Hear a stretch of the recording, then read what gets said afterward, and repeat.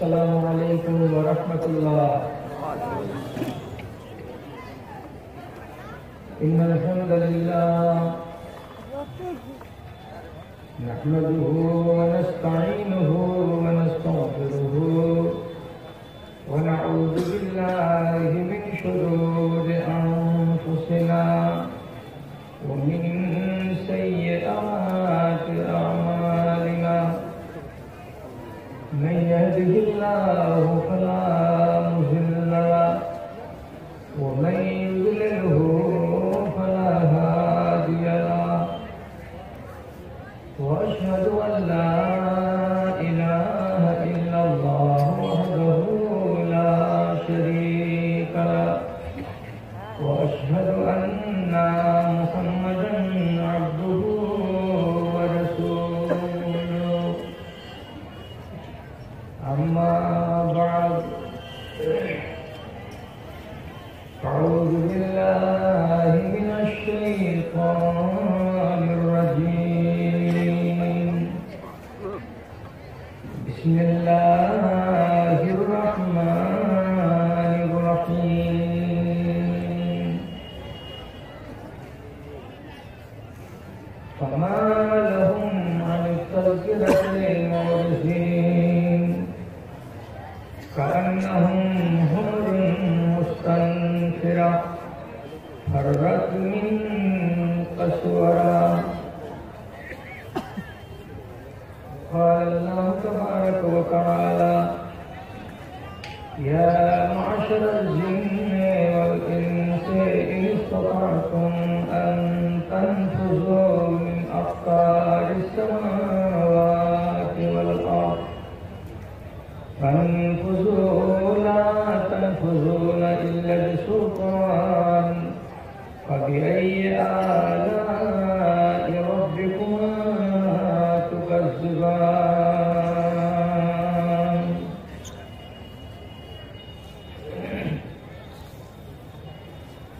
सुनो गो प्रभुर এই নিবেদন, তোমাকে ডাকি আমি বাঁচি যতক্ষণ, আমি বাঁচি যতক্ষণ। আকাশের তারাগুলি মিটি মিটি হাসে, জানি এরা তোমাকে শুধু ভালোবাসে, এরা শুধু ভালোবাসে। আমিও বাসি যেন তাদের মতন, তোমাকে ডাকি আমি বাসি যতক্ষণ, আমি বাসি যতক্ষণ। থেকে থেকে শুনি রাতে কত পাখি ডাকে, ডুবকি জানে না তারা বড় সুখে থাকে, তারা বড় সুখে থাকে। সেই সুখে ভরে দাও আমারও জীবন, তোমাকে ডাকি আমি বাঁচি যতক্ষণ, আমি বাঁচি যতক্ষণ।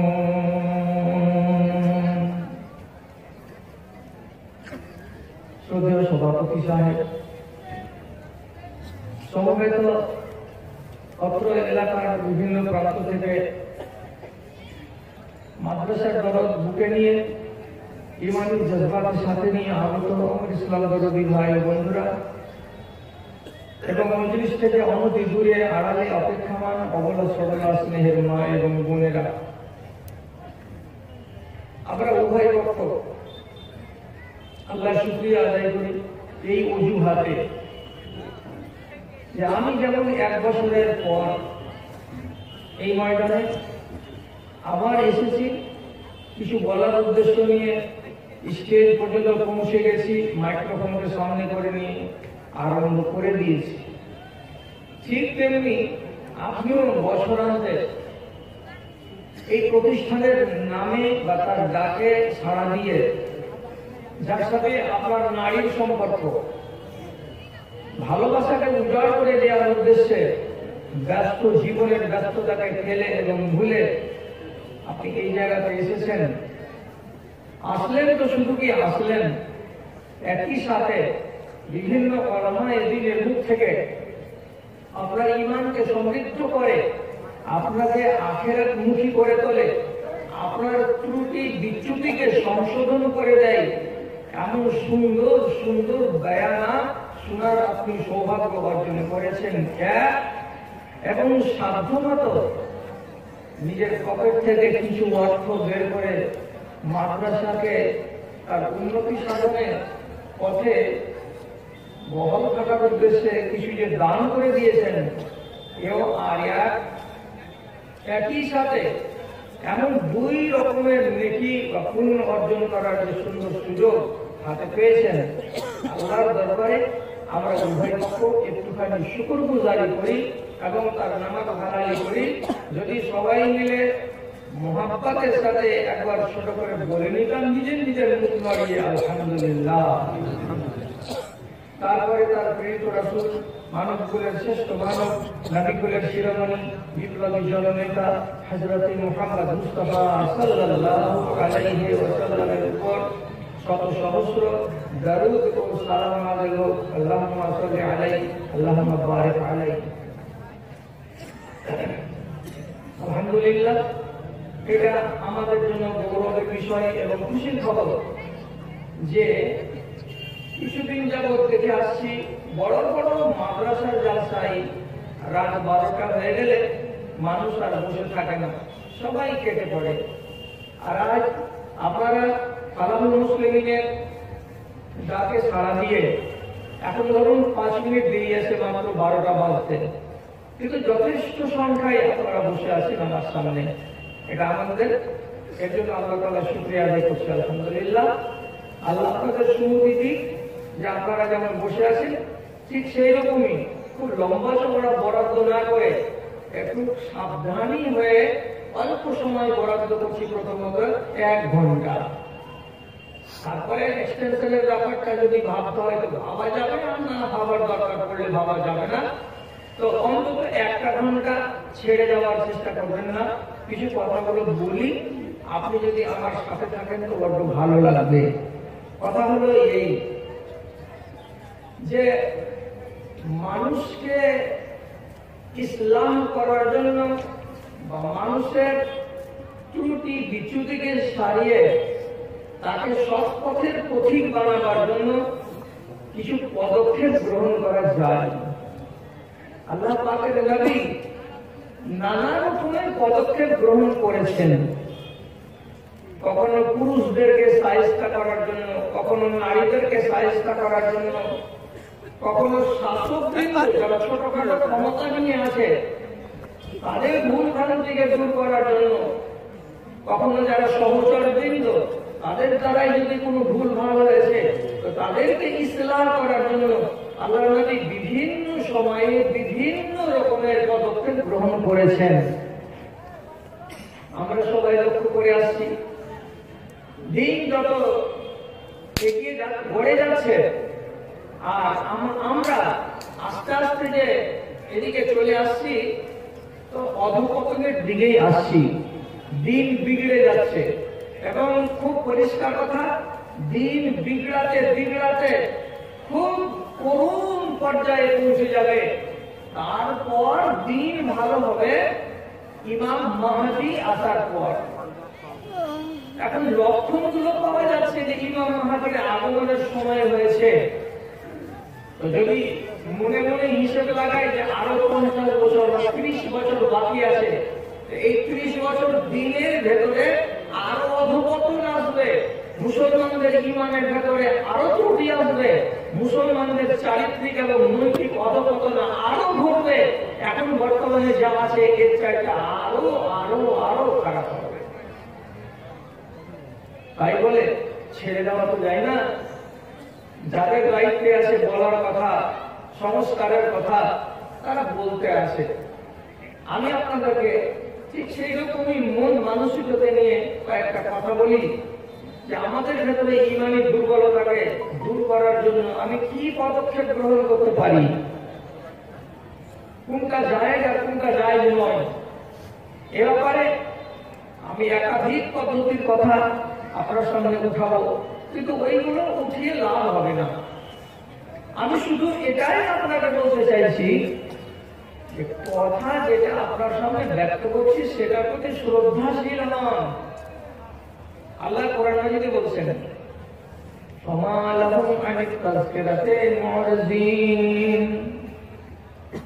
এদের কি হলো? এদের সামনে নসিহত যে রাখা যাচ্ছে, এই নসিহতের কথাগুলোকে এরা এড়িয়ে যাচ্ছে কেন? গ্রাহ্য করছে না কেন? এগুলোকে তারা মেনে কেন নিচ্ছে না? শুনে নিল, আর শুনে নেওয়ার পরে এ থেকে তারা পাশ কাটিয়ে যাচ্ছে। কেমন করে? আল্লাহ তাআলা বলছেন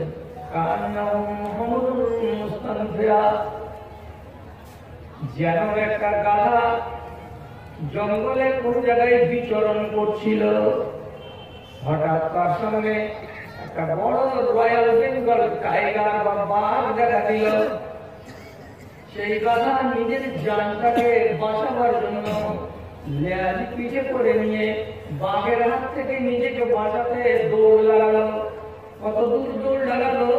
এত দূর দৌড়ে চলে গেল যাতে করে সেই জায়গায় বাঘ পৌঁছাতে না পারে। তারপরে 2 কিলোমিটার 4 কিলোমিটার পালিয়ে গিয়ে ওর এক জায়গায় গিয়ে দাঁড়ালো। জান বাঁচাবার কালে দৌড়াই কত দূরে, মরণ কোন দৌড়াই। আমাকে ধরে যেন না নেই, আমাকে যেন ধরে না নেই, খেয়ে না নেই, তার জন্য জীবন বাঁচাবার জন্য কত তাগিদ দিয়ে দৌড়ে পালায় সেই গাধা। গাধা যেমন দৌড়ে পালায়, ঠিক এরা এইরকম করে ওয়াজ এবং নসিহতের কথা শুনে পিঠ ফিরিয়ে দৌড়ে পালাচ্ছে কেন? অবস্থাটা তাই, অবস্থাটা তাই। মানবেন কি মানবেন না এটা আপনার ব্যাপার, কিন্তু আমি বলে দিচ্ছি এমজিলিসের লোককে আমি ক্ষমতা দিচ্ছি, পাওয়ার দিচ্ছি। একটা লোক কি আমাকে বলবেন যে মজলিসের এই বিষয়ের উপরে আমি ওয়াজ শুনিনি, আমরা জালসা শুনিনি, এই বিষয়ের উপরে আজকে আপনি ওয়াজ করেন। এমন কোন বিষয় আছে যে যার উপরে আপনাদের সামনে বয়ান রাখা হয়নি, ওলামায়ে দ্বীন আপনাদেরকে বলেননি? নেই। তারপরেও পরিবর্তন আসেনি। মদের ব্যাপারে বলা হয়েছে, সুদের ব্যাপারে বলা হয়েছে, মুসলমানের মাল অবৈধভাবে কিনে নেওয়ার পরিণাম সম্পর্কে আপনাকে বলা হয়েছে, নারীরা যদি বেপরোয়া হয় তো তার কি পরিণাম সে সম্পর্কে বলা হয়েছে, সুদ সম্পর্কে বলা হয়েছে, এত কিছু বলা হয়েছে, এত কিছু বলা হয়েছে।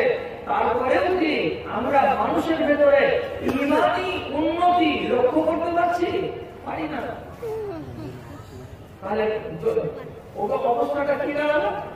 সেই গাধা যখন জান বাঁচাবার জন্য পালিয়ে যাচ্ছিল, তারই সঙ্গে আল্লাহ রাব্বুল আলামিন উদাহরণ ফিট করে বললেন, এরা নসিহতের কথা শুনছে আর শোনার পরে এরা পিঠ পিছে করে পালিয়ে যাচ্ছে, লেজ পিছে করে পালিয়ে যাচ্ছে। অবস্থাটা দাঁড়ায়।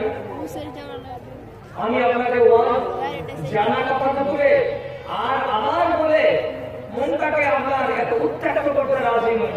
একটা নতুন করে কথা বলছি, শুধু এই কথাটাকে মাথায় করে আজ বাড়ি নিয়ে যান। আল্লাহ যদি আপনাকে মানতে দেয় তো মানবেন, আর যদি না মানতে দেয় আপনার মনটাকে বিগড়ে দিয়ে থাকে, তাহলে মালিক আল্লাহ বুঝবেন আর আপনি আপনার ব্যাপারটাকে বুঝবেন। মদ সম্বন্ধে বলা হয়েছে মুমিনুল খামর কাহাবিতে বাসা নেই, ইবনে মাজাহ হাদিস, হাদিসটা হাসান। একজন মদ পানকারী লোককে নবীজি বলছেন প্রতিমার পূজা করা লোকটা যেমন, ঠিক একজন মদ পান করা লোক তেমন। আপনি হ্যাঁ না বলেন আল্লাহর রাস্তে, যে লোকটা মাটির পুতুলকে পূজা করে মরে গেল সেই লোকটা জান্নাতে যাবে? জান্নাতে যাবে? যাবে না। নবী কি বললেন? যে ব্যক্তি মদ পান করা অবস্থায় মারা গেল সেই লোকটা প্রতিমা পূজারীর মতো লোক। তাহলে মদ পানকারী জান্নাতে যাবে? যাবে না।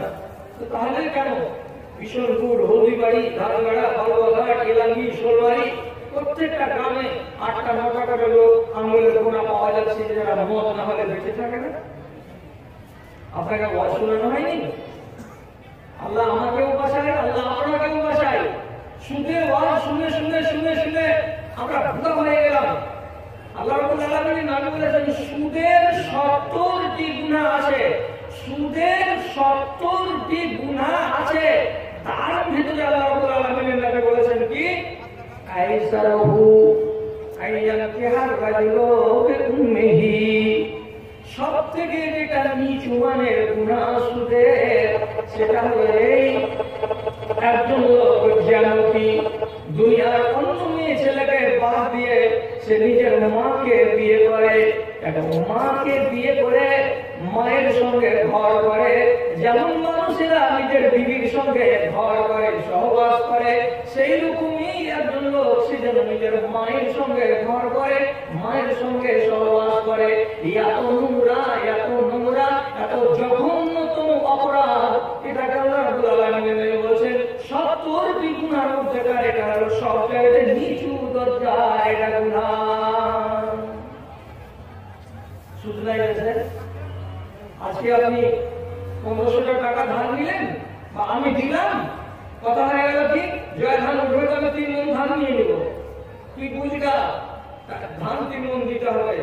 আপনার এইভাবে না ব্যবসা করতে গেলে আপনার দিন যাবে না।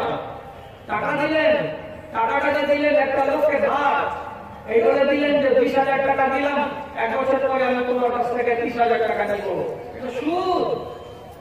কিন্তু মুসলমানকে যদি বুঝিয়ে বলে যে এটাকে হালাল করে নাও, তাহলে ও ওই কথাটা আর বুঝবে না। এটাকে হালাল করা যায় না? যাই। কি করে হালাল করা যায়? আপনি ওর সঙ্গে শেয়ার মেরে দেন। কি শেয়ার মেরে দেবেন? তুমি কিসে ব্যবসা করো?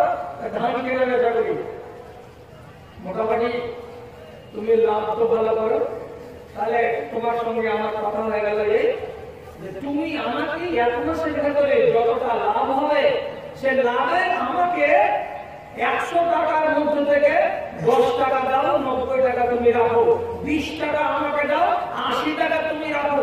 যত লাভ হবে ওর মধ্যে থেকে প্রতি 100-এ আমাকে 20 টাকা আর তোমার থাকবে 80 টাকা।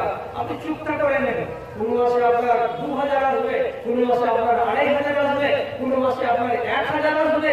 যদি এই কথা আমি শেয়ারে চলে যাই তাহলে আমার ব্যবসাটা হালাল হয়ে যায় আর আমার টাকাটা হালাল হয়ে যায়। এটা বলতে গেলে কিন্তু আমার আপনার মন ভরবে না। কোথায় গিয়ে মন ভরবে? যতক্ষণ সুদে না ঢুকবো ততক্ষণ মন ভরবে না। বাংলাদেশের এক মানুষ, নামটা মুসলমান, কিন্তু কেমন যে লোক তাকে কাছে থেকে চিনি না, তবে দুনিয়ার যত মুসলমান আছে ওর নাম দিতে গেলে ওকে বদদুয়া দেওয়া ছাড়া নেট দোয়া দেয় না। এর নাম হলো ডাক্তার ইউনূস। এই লোকটা একটা ব্যাংক স্থাপন করে দিয়েছে, যে ব্যাংকটার নাম হলো বন্ধন ব্যাংক। চেনেন না? চেনেন না? হ্যাঁ না বলুন, চেনেন? চেনেন বন্ধন ব্যাংক? চেনেন? যেই বন্ধন ব্যাংকে শতকরা 90টা মেয়ে ছেলের অ্যাকাউন্ট থাকে, শুধু লোন, শুধু লোন, শুধু লোন। সেভিংস অ্যাকাউন্টের ব্যাপার নেই, খালি লোন করো, লোন করো, লোন করো। তারা করবে তো মেয়ে ছেলেরা করবে। যেখানে বন্ধন ব্যাংক আছে সেখানে দেখবেন সারাদিন, সারাটা বেলা শুধু মেয়ে ছেলে যাচ্ছে আর ওই টাকা নিচ্ছে এবং কিস্তি শোধ করছে আর যাচ্ছে আর আসছে, যাচ্ছে আর আসছে। এই কমকে বেহায়া বানাতে বানাতে তারপরে আবার উপরন্ত দিল লাভ কি, যে সুদে সবকে ডুবিয়ে দিল। যারা যারা এতদিন সুদ খায়নি তারা সুদ খেতে এখন মেতে উঠলো। তাহলে এতগুলো জিনিস হয়ে চলে যাচ্ছে, আপনি কেউ শুনেন? আল্লাহ পাকের নবী বিদায় হজের দিন একটা ভাষণ দিয়েছিলেন মজমরা। সেই ভাষণের মধ্যে এই একটা মাত্র ছোট্ট অংশ আপনাকে তুলে দিচ্ছি। নবীজি বলেছেন সেদিন, ইন্না দিমাআকুম ওয়া আমওয়ালাকুম ওয়া আ'রাদাকুম হারামুন আলাইকুম কাহুরমাতি ইয়াউমিকুম হাযা।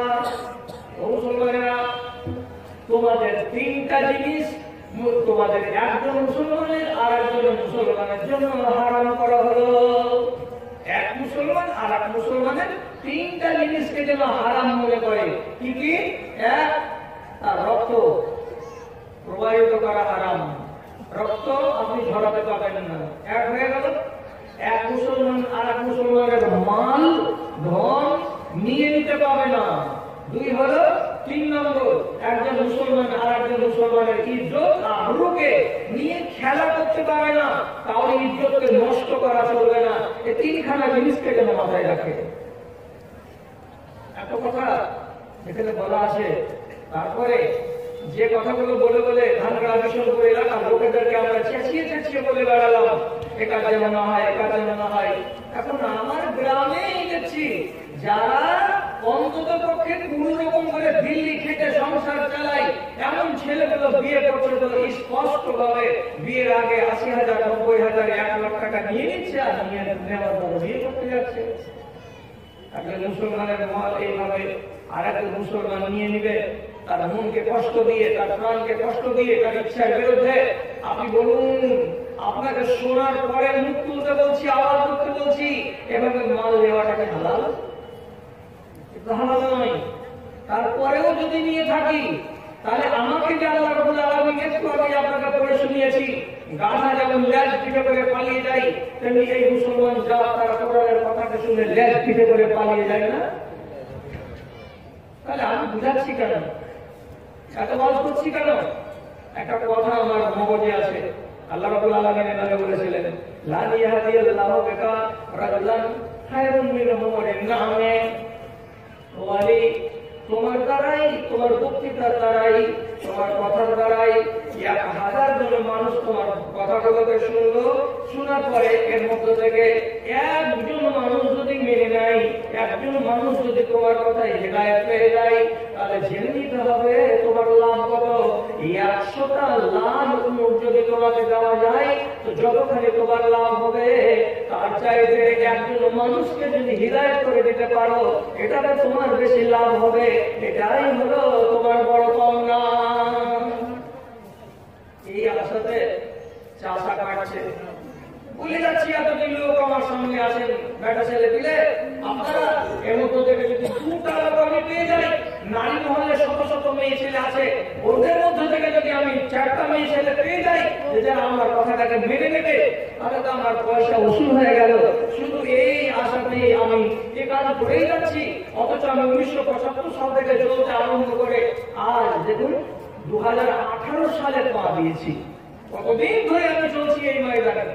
ভাই বোনেরা আমার কথা শুনুন, কথা বলে বলে যখন মানুষ শুনে না, তখন একটু কড়া হতে হয়। কড়া না হতে গেলে মানুষকে সোজা করা যায় না। কিরকম কড়া হতে হয়? আল্লাহ রাসূল কড়া সিদ্ধান্ত নিয়েছেন না নেননি, তার অভিনতের ব্যাপারে আপনাকে একটা সুন্দর আলোচনা শোনাচ্ছি। আল্লাহর নবীর 9 বিবি, 9টি বিবি। একদিন রাসূল বাইরের দিক থেকে বাড়ি এলেন, বাড়ি এসে ঢুকবেন তো তার আগেই মা আয়েশার নেতৃত্বে 9টা স্ত্রী এক জায়গাতে আল্লাহ পাকের রাসূলের রাস্তাকে আটকে দিয়ে বলছে যে আমাদের কিছু কথা আছে।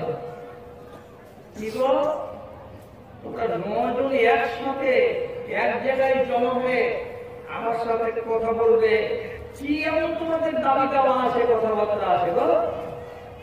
হযরত আয়েশা ব্যক্ত করলেন যে আমাদের 9 জনের একই দাবি, তা হলো এই,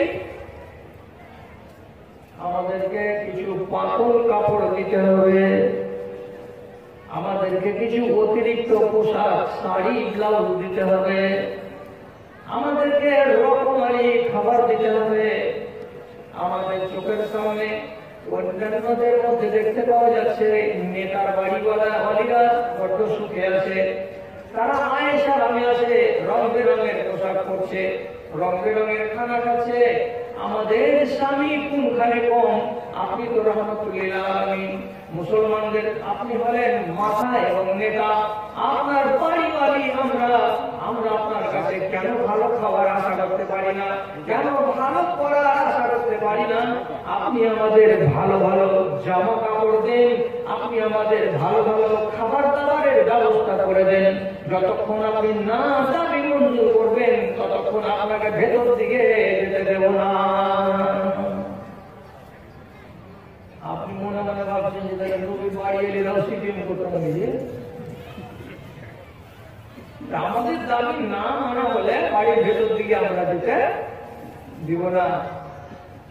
রাসূল বলছেন আজব ব্যাপার, যেগুলো কোনোদিন কল্পনা করা যায়নি সেগুলো আজ চোখের সামনে দেখছি। আমার দিদিরা আমার সামনে দাঁড়িয়ে বলছে এই জিনিস দিতে হবে, আর না হলে আমরা আমাদের দাবি থেকে সরে আসবো না, নড়বো না। রাসূল মনে মনে ভাবলেন 9টা বিবি কি সবাই এক বাক্যে এক কথা বলছেন, না কোনো এক একজন এর থেকে আলাদা আছে? ইশারা ইঙ্গিতে রাসূল অন্য বিবির দিকে তাকিয়ে একটু ইশারাতে বলছেন, তোর মনে টেনে দিলেন, মাথা ঝুঁকি বলছে ঠিক আছে। আর তুই কি বলছিস, তুই এই গানের সাথে আসিস নাকি? এটা ধরে নেন আসিবতি। মানে 9 জন এক বাক্যে, কেউ বলছে না যে আমি নেই এর মাঝখানে। রাসূল ভাবলেন এটা মনে মনে যে যদি 2 জন বলে বা 3 জন বলে যে এর দাবি আয়েশা, এ দাবি হাফসা, এ দাবি উম্মে সালমা, ওদের দাবি আমাদের দাবি নয়, তাহলে তো রাসূল চলে আসবেন, জায়গা 2টা বিবি তো আছে। কিন্তু এক বাক্যে যখন 9 জন বলছে যে আমাদের সবারই দাবি এটাই, তখন আল্লাহ রাসূলের মনের ভেতরে খেদ হয়ে গেল। এদেরকে একটুখানি সোজা করতে গেলে, আমাকে টাইট না দিতে গেলে আর হবে না, আমাকে কড়া না হতে গেলে আর চলবে না। রাসূল কি করলেন, ওখান থেকে কিছু হটলেন, হঠাৎ করে হন হন হন হন করে হাঁটতে হাঁটতে মসজিদের ভেতরে চলে গেলেন। চলে গেলেন তো গেলেন, খাওয়া দাওয়া করেন ওখানেই, রাত কাটান ওখানেই। সারাদিন গেল, সন্ধ্যাবেলায় যার বাড়িতে পালি ছিল সেই বাড়িওয়ালের বাড়িতে আল্লাহ পাকের নবী গেলেন না, বাড়ি ফাঁকা করে থেকে গেল। তারপরের দিন সকাল হলো, নবীজি কোনো বিবির সঙ্গে দেখা করতে এলেন না, সবাই হা করে তাকিয়ে আছে। সারাদিন কাল চলে গেছে, সারাদিন আজ চলে গেল, কি হলো আমাদের নবী আমাদের খোঁজ খবর নিতে এলেন না। পরদিন জানতে পারা গেল সোজা মানুষ যদি রেগে যায় তাহলে বলে কঠিন প্যারা হয়ে যায়। আল্লাহ রাসূলের সামনে তোমরা এক যুগে এই আবেদন রেখেছ, আবেদন তো গরম নয়, এটা বিক্ষোভ। রাসূল রাগ করে মসজিদে আসেন, বাড়ি আসবেন না নাকি? মনে হয় বাড়ি আর আসবে না, যে রাগ করেছেন আল্লাহ রাসূল। এবার 1 দিন 2 দিন 4 দিন 5 দিন 7 দিন কেটেই যাচ্ছে, বাড়ি আসছেন না, কেটেই যাচ্ছে, বাড়ি আসছেন না। এমন অবস্থায় হযরত উমর বাড়ি গেলেন, গিয়ে নিজের বেটিকে শাসানি দিয়ে বলছেন, এই কি বলেছো আল্লাহ রাসূলকে, তুমি কি ভেবেছো?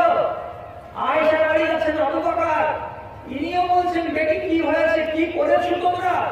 আল্লাহ রাসূল মসজিদ থেকে বাড়ি আসছেন না, সারাদিন ওখানেই, সারা রাত ওখানেই, নবী নিজের ফ্যামিলিকে ছেড়ে দিয়ে বাইরে, ব্যাপারটা কি? হযরত উমর তো এত রাগলেন যে মুফাসসিরিনে কিরামদের মধ্যেকার একজন বলছেন এই যে তিনি পরিষ্কার ভাষাতে বলে দিলেন, বেশি খেয়া পাবি না, নাহলে 9টা বিবিকে বাদ দিয়ে আল্লাহর নবীর জন্য নতুন বিয়ের ব্যবস্থা করবো, আর নতুন বিবি এনে দিতে হয় তাও ভালো, কিন্তু এইরকম ব্যবহার করে আমি বরদাস্ত করবো না। অথচ হযরত উমরের বেটি হাফসা আল্লাহর নবীর একটা বিবি। তাহলে এদের ভেতরে কত চঞ্চলতা বেড়ে গেল। এবার 29 দিন যেদিন হয়েছে, তখন নবীজি মসজিদ থেকে হাঁটতে হাঁটতে হাঁটতে হাঁটতে উম্মে আয়েশার সামনে এলেন। আর দেখা হচ্ছে খালি 1 মাস বিবিদেরকে ছেড়ে দূরে থাকা, অথচ দূরে নেই, বাড়ির পাশেই আছেন, মসজিদে দেখা সাক্ষাৎ হচ্ছে না। রাসূল এলেন, কিছু বলবেন। উম্মে আয়েশা এত বেশি কথা বলতেন এবং এত উপস্থিত বুদ্ধির কথা বলতেন, এর আলোচনার জন্য একটা রাত চাই। তিনি রাসূলকে দেখা মাত্রই সরাসরি প্রশ্ন করে বলছেন, আল্লাহ পাকের রাসূল, আপনি তো 1 মাস বাড়ি আসবেন না বলেছেন, আপনি বলে গেছেন যে 1 মাস আমি তোমাদের মুখ দেখবো না, তোমাদের বাড়ি আমি আসবো না, আলাইকা শাহরান, তাহলে 1 মাসের কথা বলে আপনি নবী হয়ে কথাটাকে ভঙ্গ করলেন কেন? আমি হিসাব করে আছি, আজকের দিনটা গত হতে গেলে আপনার 29 দিন গত করা হবে, এখনো 1 মাস বার দিতেনি, 1 দিন বাকি আছে। তো আপনি আপনার কথাই অটল থাকলেন না, একদিন আগে কিসের জন্য বাড়ি চলে এলেন? রাসূল তখন বলছেন, এই পাগলি, তুই জানিস না যে চন্দ্র মাস কোনটা 30 হয় আর চন্দ্র মাস কোনটা 29 হয়? তো 29 দিনেও মাস হয়, 30 দিনেও মাস হয়। কাজে আমি 1 মাসের কথা বলেছিলাম, আমি তো তোমাকে ধার্য করে দিই যে 30 মাস মানবো? আমি 1 মাস বলেছি, অতএব আমার ক্যালেন্ডার অনুযায়ী ঠিক আছে 29 দিন পুরা করে দিয়েছি। 1 মাস তোমাদের থেকে দূরে থেকে আমি চলে এসেছি, আমার কথা আমি পাকা আছি, এবার তোমাদের কথা শুনো। উনিরা বলছে যে আমাদের দাবি দেওয়া সম্বন্ধে একবার ভাবনা চিন্তা করে মঞ্জুর করে এসেছেন আশা করি। আমি বলছেন আমি কি কথা বলবো, আমাকে আমার মালিক আল্লাহ যে কথা বলেছেন সেটাই বলছি। আল্লাহর ফয়সালা তোমাদেরকে শোনাচ্ছি, তোমরা শুনো এবং মানো। কি বলা হয়েছে? আল্লাহ তাআলা কি বলছেন?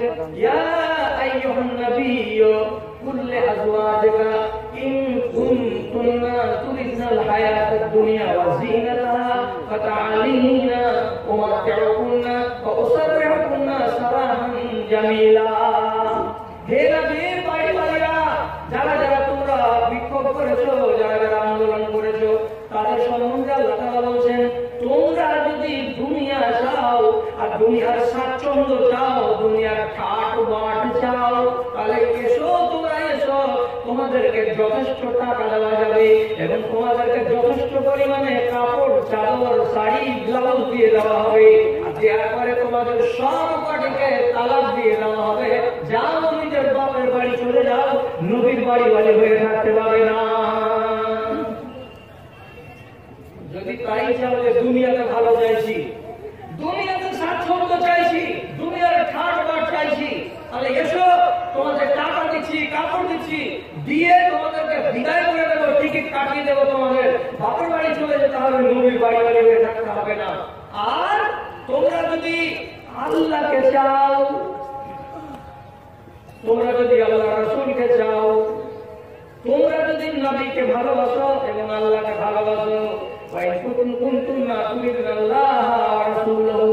যদি তোমরা আল্লাহকে এবং তার রাসূলকে ভালোবেসে থাকো, তাহলে তোমাদের স্বামী আল্লাহর রাসূল যেভাবে তোমাদের নিয়ে চলছিলেন, দিন পার করছিলেন, ওইভাবেই চলতে দাও।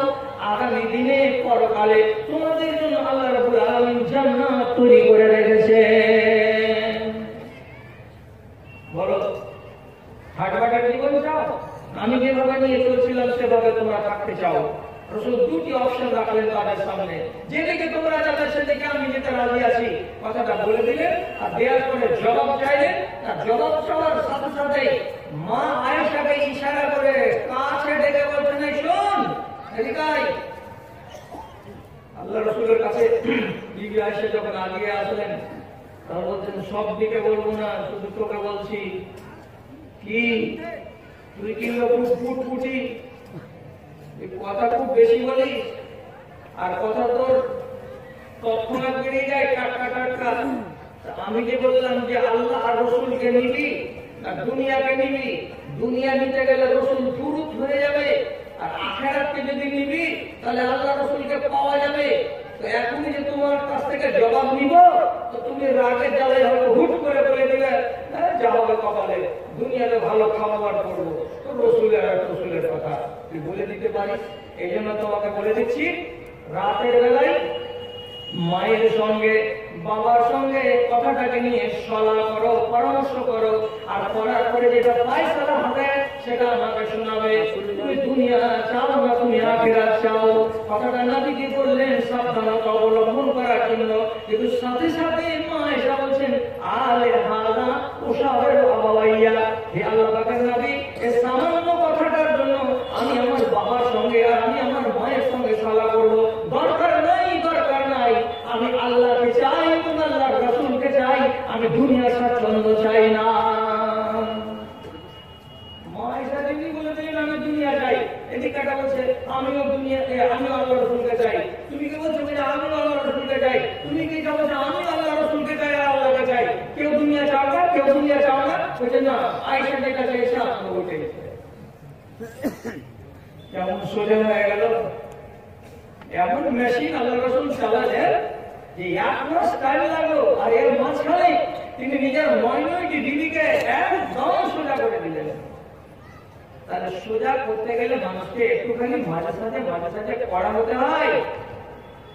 একটা সুন্দর, ভালো, রুচিকর, জ্ঞান গর্ভ, হাদিস আপনার সামনে আনছি, বুখারী শরীফে হাদিসটি আছে। আল্লাহ যদি আপনাকে এখান থেকে কিছু একটু শিক্ষা দেয়, নবীর দুই বেটির বিয়ে হয়েছিল হযরত উসমানের সাথে, একটা নাম রুকাইয়া আর আরেকটা নাম উম্মে কুলসুম। উম্মে কুলসুমের সাথে পরে বিয়ে হলো। হযরত উসমান উম্মে কুলসুমকে নিয়ে ঘর গৃহস্থালি করাকালীন একবার উম্মে কুলসুম অসুস্থ হয়ে গেলেন, রোগগ্রস্ত হয়ে গেলেন। জ্বর হোক, সর্দি হোক, কাশি হোক, কোনো এক রোগে আক্রান্ত হলেন। টানা সপ্তাহ ব্যাপী তিনি অসুস্থ হয়ে থাকলেন। লজ্জার কথা, তবে শরীয়ত আপনাদের শিখতে হবে, আপনাদের জানতে হবে। যদি স্ত্রী শারীরিকভাবে দুর্বল থাকে, অসুখ থাকে, অক্ষম থাকে, তার কাছে স্বামী হিসেবে গমন করবে না। কেন? যে স্ত্রীর কাছে যদি যাই শারীরিক সম্পর্ক গঠন করতে, তো তার জন্য উভয় পক্ষকে মানসিক ভাবে প্রস্তুত হতে হয়। স্ত্রী যদি অসুখ থাকে, তো এমন স্ত্রীর সাথে শারীরিক সম্পর্ক গঠন করার ব্যাপারে প্রস্তাব দেওয়া ঠিক নয়। হযরত উসমান দেখলেন 7 দিন হয়ে গেল, 8 দিন হয়ে গেল, 9 দিন হয়ে গেল, 10 দিন হয়ে গেল, আমার বিবি উম্মে কুলসুম ভালো হয়নি। এবং তিনি একদিন রাতের বেলায় মনে মনে অনুভব করলেন, আমার জৈবিক চাহিদা জেগেছে, আমার মনের ভেতরে মানসিক খিদা জেগেছে, আমি আমার বিবির সাথে মেলামেশা করব। কিন্তু বিবি অসুস্থ আছে বলে তিনি ভেবে পূরণ করতে পারলেন না। কি করা যায়? তো আল্লাহর কোরআন থেকে এটা প্রমাণিত এবং আল্লাহর কোরআন থেকে বৈধতা আমরা পেয়েছি। যদি কোনো মানুষের কাছে কৃত দাসী থাকে, কৃত দাসী মানে এমন নারী যার সত্তাকে আপনি কিনে নিয়েছেন, এমন নারীকে বলা হয় দাসী। এমন দাসী যদি থাকে, তো তাহলে তার কাছে রাত্রি যাপন করা যায়, তার সাথে শারীরিক সম্পর্ক কায়েম করা যায়।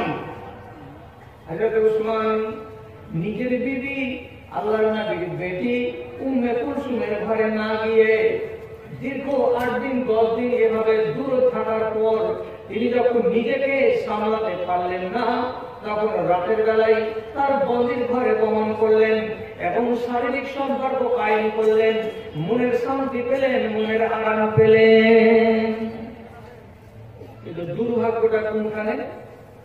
একই বাড়িতে, একই রাত্রে, এদিকে রাত্রি 12টার সময় বন্দির সাথে হযরত উসমান আয়েশ আরাম করছেন, আর ওই রাত্রিতে ওই সময়ে আর একটি ঘরে আর একটি কামরায় নবীর বাড়িওয়ালি, নবীর বেটি এবং উসমান রাদিয়াল্লাহু তাআলা আনহুর বাড়িওয়ালি উম্মে কুলসুম দুনিয়া থেকে বিদায় হয়ে যাচ্ছে।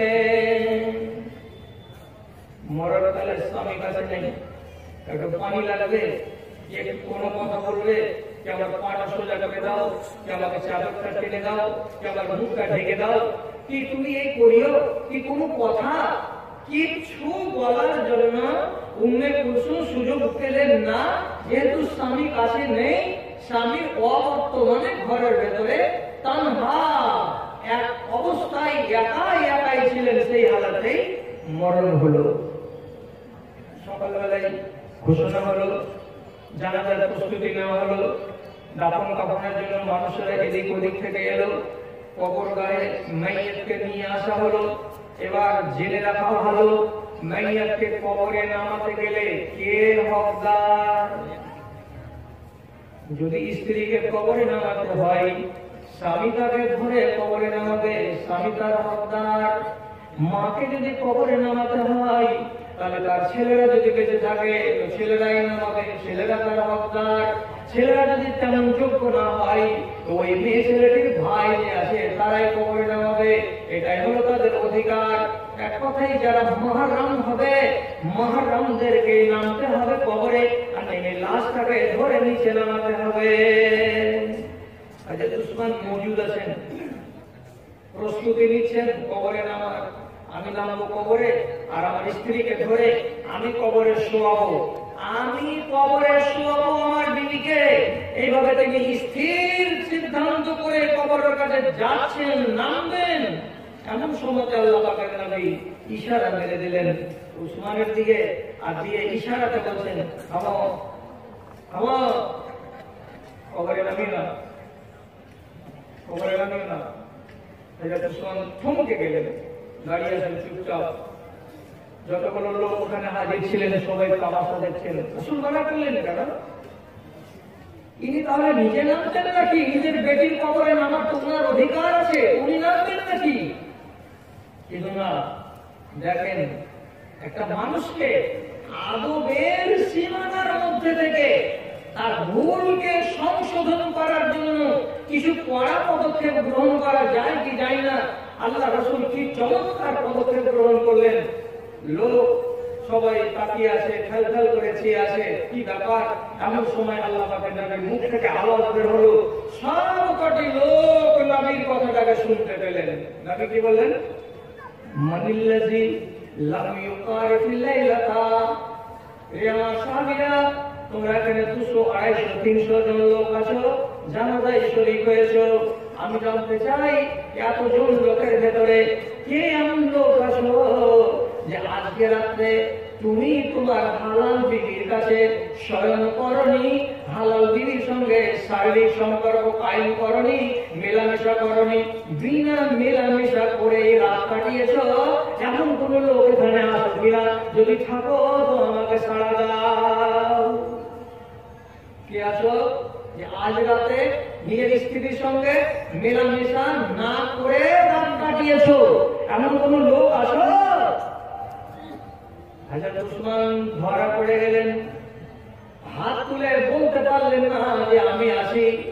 রাসূল এমন ফর্মুলা প্রয়োগ করলেন যে হযরত উসমান ধরা পড়ে গেলেন যে আমি তো এমন লোক নই যে আজকে রাতটা গত করেছি তো আমি বিবির কাছে যাইনি, আমি মেয়েদের সংস্রবে যাইনি, এমন কথাটা তো নয়। বরং রাতের বেলায় আমি আমার স্ত্রীদের ঘরকে ছেড়ে দিয়ে বাঁধির কামরায় গিয়ে শারীরিক সম্পর্ক কায়েম করেছি। অতএব তিনি ধরা পড়ে গেলেন। রাসূল ওকে নামতে দিলেন না। ইতিমধ্যে একজন সাহাবী, তার নাম তালহা, উনি দূর থেকে আওয়াজ দিয়ে ইশারা করে বললেন, আমি আছি আল্লাহ রাসূল, আজকে রাত্রিতে আমি আমার বিবির কাছে গমন না করে আমি ফ্রেশ হয়ে রাত কাটিয়েছি। ওই হলাম আমি লোক। নবীজি তাকে ডাকলেন, এসো এদিকে এসো, আমার কাছে এসো। হযরত তালহা নবীজির কাছে এলেন। আল্লাহ রাসূল নিজে আদেশ দিয়ে বলছেন, আমার বেটির কবরে নেমে যাও। তার হাতে নবীজি নিজের মেয়ের লাশটাকে ধরিয়ে দিলেন। হযরত উসমান টুকুর টুকুর করে কবরের কিনারায় দেখতেই থেকে গেলেন। তিনি থাকা অবস্থাতেও নামতে আল্লাহ পাকের নবী দিলেন না, অন্য লোকের হাতে লাশটাকে অর্পণ করে দিলেন। তিনি রেখে দিলেন কবরে।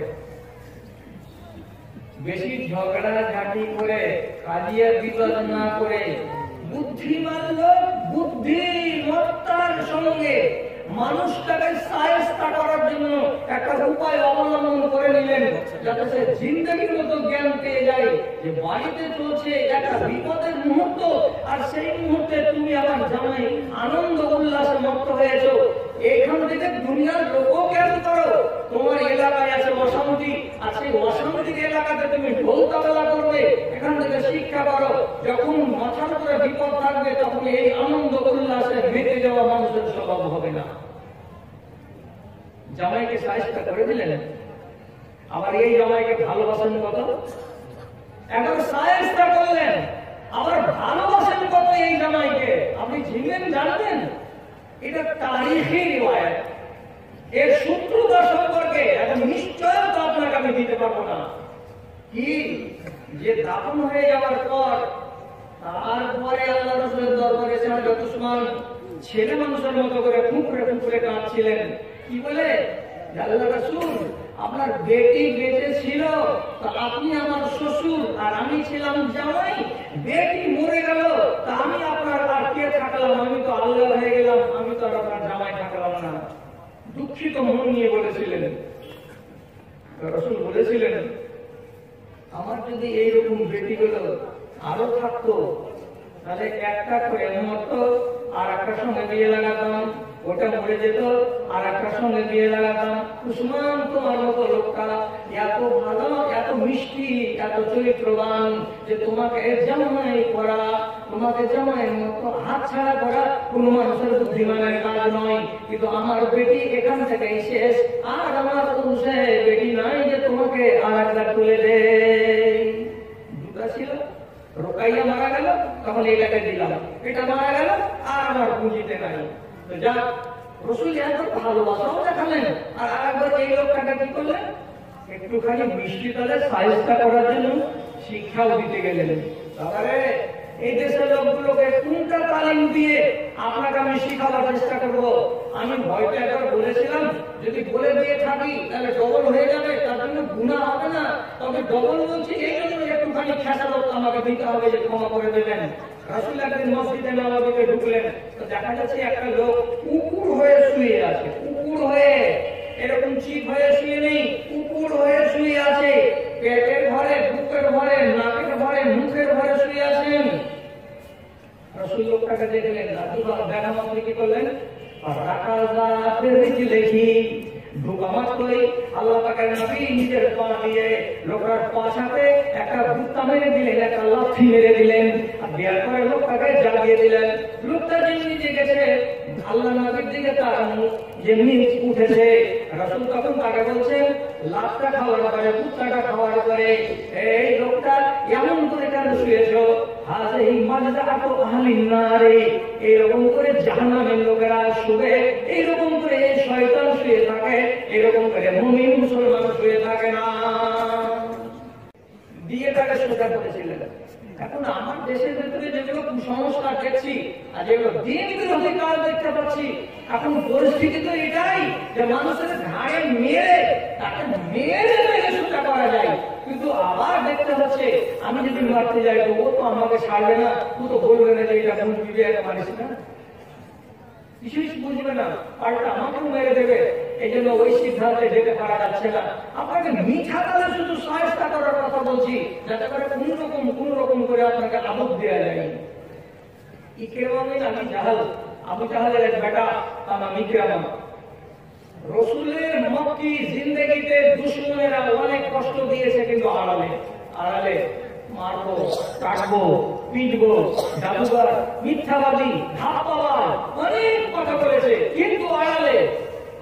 আর ইকরামা বিন আবি জাহাল এত ধাপড় বেটা ছেলে, রসুলের মুখামুখি হয়ে, যেহেতু নেতার বেটা, আবু জাহালের বেটা, ওর ভোল্টেজ আলাদা, সামনাসামনি দাঁড়িয়ে বলেছে, ধাপ্পাবাজ টাকা দিশা হচ্ছে না, সমাজের ভেতরে বিভ্রান্তি সৃষ্টি করেছ। বেটাতে আর বাপে তুমি কি করলে? ঝগড়া লাগিয়ে দিলে, বিবিতে আর স্বামীতে ঝগড়া লাগিয়ে দিলে, পুরো সমাজটাকে আমাদের নষ্ট করে দিলে। ইচ্ছা করে যে তোমাকে এই করি, ইচ্ছা করে যে তোমাকে এই করি, তুমি খবর করে আমার সামনে আসবে না, নাহলে তোমাকে আমি গুঁড়ো করে দেবো, এই করে দেবো, ওই করে দেবো করে আল্লাহর নবীকে যথেষ্ট কষ্ট দিয়েছে। যার পর নাই যন্ত্রণা দিয়েছে বাপ আর বেটা, বাপ আর বেটা। রাসূল যখন কিছুটা ক্ষমতা হাতে পেলেন, ক্ষমতা, তখন তিনি বললেন, বিশেষ করে ফতে মক্কার দিন, আজ মক্কা বিজয় হলো, আমাদের হাতে ক্ষমতা। তখন আল্লাহ রাসূল 8 জন বেটা ছেলে আর 4 জন বেটি ছেলে সম্পর্কে বলে দিলেন, ও আমার অনুগামীরা, এই 8 জন বেটা ছেলের নাম বললাম, আর এই 4 জন মেয়ে ছেলের নাম বললাম। এদের রক্তকে মূল্যহীন ঘোষণা করা হলো, এদের রক্তের দাম নাই। যেখানে পাও মেরে দাও, যেখানে পাও মার্ডার করে দাও, কোনো দিয়াত লাগবে না, কোনো ডন লাগবে না। এদের রক্তকে আমি মূল্যহীন ঘোষণা করলাম। এবং যদি পারো তোমরা তাদেরকে মেরে দিয়ে কাবার দেয়ালে ঝুলিয়ে দাও, মেরে দিয়ে তাদের লাশকে দেয়ালে কাঁটা বুঝে লটকিয়ে দাও, আমি তোমাদের অনুমতি দিলাম। এটা দুর্দান্ত। 4টা মেয়ে ছেলে, 8টা বেটা ছেলে, অতগুলো নাম বলছি না, আমার প্রয়োজনে আমি নিয়ে নিচ্ছি, আর নিয়ে করে কথাটা আগে বাড়াই। এর ভেতরে নাম ছিল ইকরামা বিন আবি জাহালের। এত যন্ত্রণা দেওয়ার লোক তুমি। যখন শুনতে পেল ইকরামা ব্যাপার খারাপ, আমার রক্তকে মূল্যহীন ঘোষণা করা হয়েছে, অতএব মাঠে পাইতো মাঠে, ঘাটে পাইতো ঘাটে, যেখানে পাবে মুসলমানেরা আমার রক্ত ঝরিয়ে দেবে, আমার দাম দেবে না, আমার দল পাবো না, আমার মেয়েরা, আমার ছেলেরা, আমার স্ত্রীরা আমার মূল্য বাবদ কিছুই পাবে না, আমি এত বেকার। জানটা তো পেয়ারা সবাকে পালিয়ে গেল বাড়ি ছেড়ে। কোথায় গেল? কি এমন দেশে চলে গেলেন। আপনি এখানে শিখেন এই কথাটাই। রাসূল যখন বেশি ক্ষিপ্ত হয়ে গেলেন তখন শায়েস্তা করার জন্য একটা কড়া সিদ্ধান্ত নিলেন, তার আগে নিলেন না। ক্ষিপ্ত হওয়ার টাইমে মানুষটাকে সোজা করার উদ্দেশ্যে এত কঠিন সিদ্ধান্ত ঘোষণা করলেন না নাকি। পালিয়ে গেল লোকটা কোথায়? তো ইয়ামান দেশে। ইয়ামান দেশে চলে গেল, বাড়ি বাড়িতে যে একা।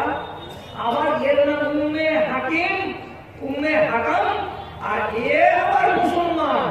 তখন নবীর কাছে কাউ মাউ করে ক্ষমা দিশারা বলছে, আল্লাহ রাসূল কি কথা বললেন আপনি? আমার স্বামী বাড়ি ছাড়া হয়ে গেল, আমি একাই পড়ে গেলাম, আমার স্বামী ছেড়ে পালিয়ে গেছে, জানের ঘরে তো সবাই আছে।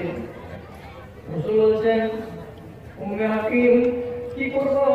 তোমার স্বামীর যন্ত্রণা, তোমার স্বামীর জ্বালা আমি সহ্য করতে পারিনি, আমি বড্ড কষ্ট পেয়েছি।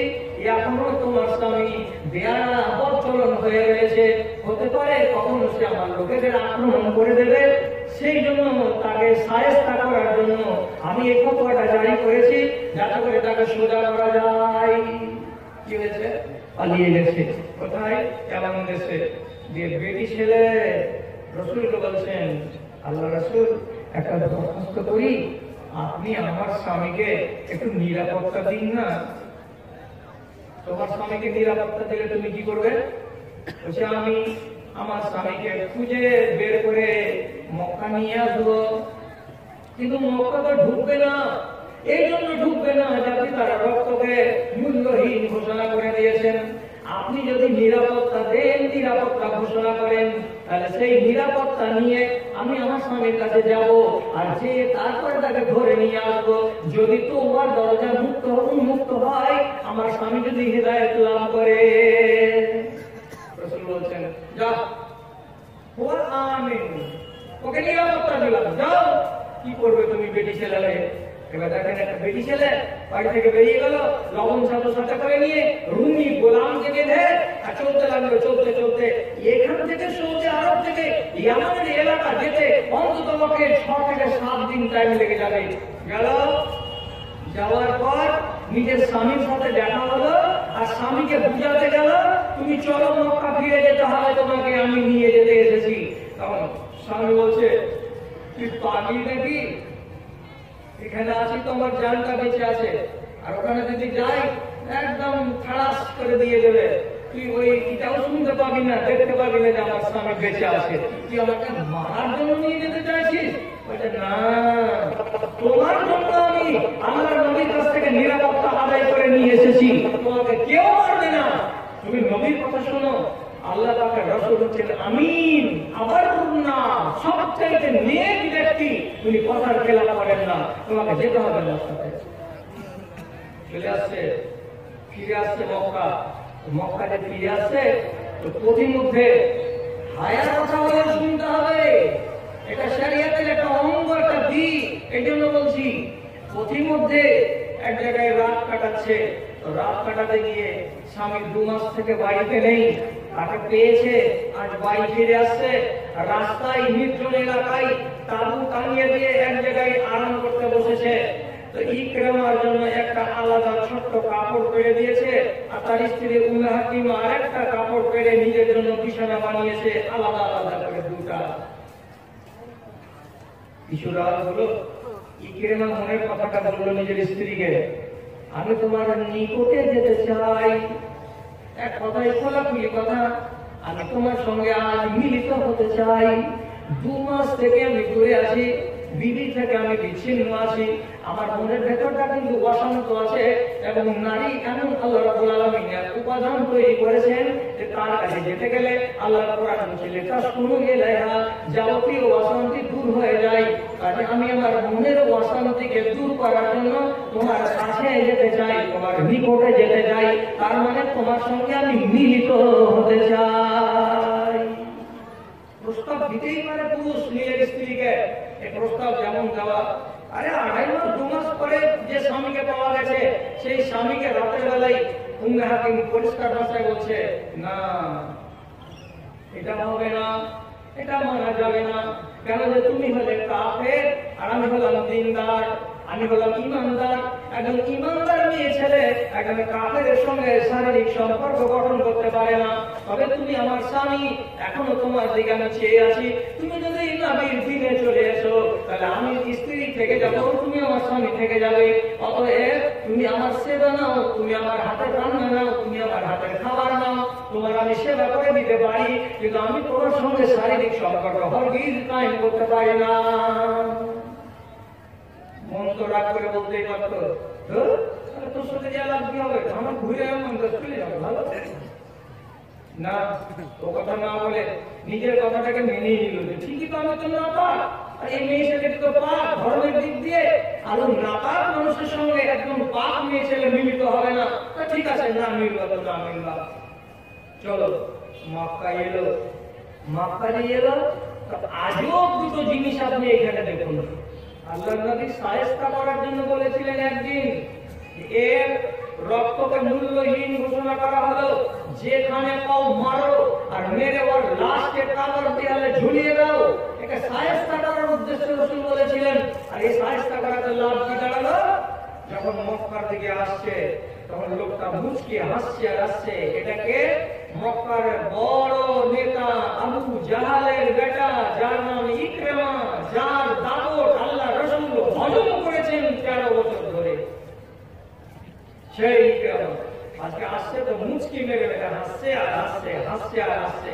ভালো করে বুঝুন, আল্লাহ পাকের নবী জীবনে 3 জন মুসলমানকে সম্মান জানাবার জন্য দাঁড়িয়েছিলেন। এটা হলো এক্সেপশনাল ঘটনা, এটা হলো বিরল থেকে বিরলতর ঘটনা, যার তার জন্য নবীজি সম্মান জানাবার জন্য এগিয়ে যাননি। মুসলমানদের ক্ষেত্রে 3টা লোকের নাম পাওয়া যায়, তাদের নবীজি এগিয়ে গেছিলেন তাকে ওয়েলকাম জানাবার জন্য। আর একটি মাত্র বেদিন, একটি মাত্র মুশরিক যার নাম পাওয়া যায়, তার নাম হলো ইকরামা। আল্লাহ পাকের নবী তাকে জানা মাত্র 2 পা 4 পা করে এগিয়ে এগিয়ে চলে গেলেন। আয় ইকরামা আয়, তোর মুখের লক্ষণ দেখে বোঝা যাচ্ছে তোর ভেতরটা বদল হয়েছে। এই জন্য নবীজি আশা নিয়ে 2-4 পা করে এগিয়ে গেলেন, আর যাওয়ার পরে তাকে ওয়েলকাম জানিয়ে কাছে টেনে আনলেন। মুশরিককে রাসূল ওয়েলকাম জানালেন, আগিয়ে নিয়ে আসলেন, অথচ নবীকে এটা অভ্যাস নয় বললেন। তারপর কাছে আসার পর সামনাসামনি কথা বলে বলছেন, আল্লাহ রাসূল আমি কি করবো? আল্লাহ রাসূল আমি কি করবো? রাসূল বলছেন, কুল আশহাদু আল্লা ইলাহা ইল্লাল্লাহ। তুমি কি করবো যখন বললে, তখন তোমার পরিলাটা আজ হলো আশহাদু আল্লা ইলাহা ইল্লাল্লাহ ওয়া আশহাদু আন্না মুহাম্মাদান আবদুহু ওয়া রাসূলুহু, তা বলে দাও। তখন একটু থমকে দাঁড়িয়ে বলছে, যদি এই কথাটা আমি বলি, তো এই কথাটা বলে দেওয়ার পরে যদি আপনার কাছে কোনো দাবি দাওয়া, কোনো আবদার রাখি, তো আপনি কি সেগুলো গ্রহণ করবেন? আপনার মনে তো অনেক রাগ আছে আমার সম্পর্কে। রাসূল বলছেন, আগে তুই বল, যেটা কথা বলছি তুই তো বললি আমি কি করব, এই জন্য জবাব দিলাম, তুই আগে বল, বলে দেখ কি কথাটা হয়। তখন সে কি করলো? নবীর সামনে দাঁড়িয়ে দাঁড়িয়ে কালেমা শাহাদাতকে পাঠ করলো। এবার মুসলমান যখন হয়ে গেল, তখন নবীজি বলছেন, কি তুমি চাইছিলে, কি বলার জন্য তোমার মনটা আকুলি টুকুলি করছে, সে কথাটাই বলো। তখন ইকরামা বিন আবি জাহল বলছে, হে আল্লাহর রাসূল, একটু আল্লাহর কাছে দোয়া করেন, লিয়াগফিরালি, যাতে করে আল্লাহ রাব্বুল আলামিন আমাকে মাফ করে দেন। এই জন্য যে আমি আল্লাহর সবচাইতে পেয়ারা মানুষটা, সারা জাহানে যে লোকটার মতো শ্রেষ্ঠ মানুষ আল্লাহ দুনিয়াতে তৈরি করেন নাই, এমন মানুষটার মনে কষ্ট দিয়েছি, প্রাণে কষ্ট দিয়েছি, তাকে জ্বালা যন্ত্রণা করেছি, কত যে বেয়াদবি করেছি, তার জন্য আমি আপনাকে একটু দোয়া করতে বলছি। দয়া করে আল্লাহর কাছে আপনি দোয়া করেন, মাগফিরাতের কামনা করেন, যাতে আল্লাহ রাব্বুল আলামিন আমাকে মাফ করে দেয়। রাসূল তখনই দোয়া করে দিলেন। যতগুলো মন্দ করেছে আল্লাহ তুমি এর মন্দগুলোকে দারুদার করে দাও, ক্ষমা করে দাও, মাফ করে দাও। দোয়া তো হলোই, হওয়ার পরে সেই দিনই রাসূল আর একটা তাকে উপহার দিলেন। কেন? আমি তোমাকে শায়েস্তা করেছিলাম, কেন? তোমাকে শুধরাবার জন্যই শায়েস্তা করেছিলাম। এবার আমার শায়েস্তা করাতে লাভ হয়েছে যে তুমি শুধরে গেছো, অতএব তোমাকে ইনাম দেব। ইনামটা এবার তুমি শোনো। মজলিসে যতজন লোক হাজির ছিল সব লক্ষ টাকা বলা হলো। কি? ও আমার সহজয়া, এটা হলো মুসলমান, আর এর বাপ হলো পাক্কা কাফের আবু জাহাল। তোমরা আবু জাহালকে যখন তখন লাঞ্ছনা করো, যখন তখন তাকে গালি দাও, যখন তখন তাকে মন্দ কথা বলে থাকো, কিন্তু আমি নবী বলছি আবু জাহালকে যদি তোমাদের গালি দেওয়ার ইচ্ছা জাগে, মন্দ বলার ইচ্ছা জাগে, তো আমার সাহাবী ইকরামা যখন সামনে থাকবে, ইকরামাকে শুনিয়ে তার বাপকে খবরদার তোমরা গালি দেবে না। আবু জাহালের নাম ইকরামা যখন থাকবে তখন তার সামনে বাপকে মন্দ কথা বলবে না, সে যেন মনের দিক দিয়ে কষ্ট না পায়। সে হলো একটা মুসলমান আর তার বাপ হলো কাফের। যতই কাফের বাপ হোক না কেন, তাকে যদি গালি দেওয়া যায়, তাকে যদি মন্দ বলা যায়, তাহলে ছেলের মনটা দুঃখিত হবে। আর আমি ইকরামাকে দুঃখ দেব না, তার জন্য সবাইকে বললাম আবু জাহালের যদি মন্দ আলোচনা করো তো সেটা তোমরা নির্জনে নিরিবিলিতে করবে। ইকরামার সামনে তোমরা আবু জাহালের মন্দ না আমার থেকে আলোচনা করবে না। লাভ হয়। আমি বিশেষ করে জন্য কি শায়েস্তামূলক ব্যবস্থা গ্রহণ করবো। আজ এখানে তারাও মুসলিম আমাদের অঞ্চলের প্রতিষ্ঠান, এখানে সব গ্রামের লোক আছেন। আপনাদের জন্য কি এমন সিদ্ধান্ত গঠন করা যায় যে যাতে আপনাকে শুধরানো যায়? হ্যাঁ, একটা কথা বলছি, শুনে হজম করেন। হায়দ্রাবাদ টাউনে 100 জন বড় বড় আলেম যারা ইমামতি করে, তারা একটা লিখিত কাগজ করে নিয়ে সবাই মিলে সই সাবুত করে দিয়েছে কয়টা কথার উপরে। কি কথা? যে কোন মানুষ যদি নামাজি না হয় তাহলে আমরা ওই লোকটার জানাজার নামাজ পড়াবো না। কোন মানুষ যদি মদ পান করে, মদ পাই ভাই, তাহলে আমরা 100 জন ইমাম ওই লোকটার বাড়িতে, ওই লোকটার জানাজায় হাজির হব না, ওর বাড়ির কোন অনুষ্ঠানে আমরা শরীক হব না, ওই লোকটার চাঁদা পর্যন্ত আমরা নেব না, ওই লোকটার বেতন যেটা মাসে ধার্য করা আছে ওই বেতনটা আমরা নেব না, এবং প্রতি মাসে একদিন করে ইমামকে খাওয়ার পালা পড়ে। যদি জানতে পারে যে এই লোকটা মদ খায়, তো ওই লোকটার বাড়ি যেদিন নাস্তা পানি আমার নামে আসলে ওই দিনের নাস্তা পানি আমরা গ্রহণ করবো না। অন্য বাড়ি থেকে দেয় তো খাবো, আর অন্য বাড়ি থেকে না যদি দেয় তো আমরা বাজার থেকে কিনে খাবো, কিন্তু কোনো মদখোরের বাড়ি থেকে ইমামের নামে খানা আসবে না।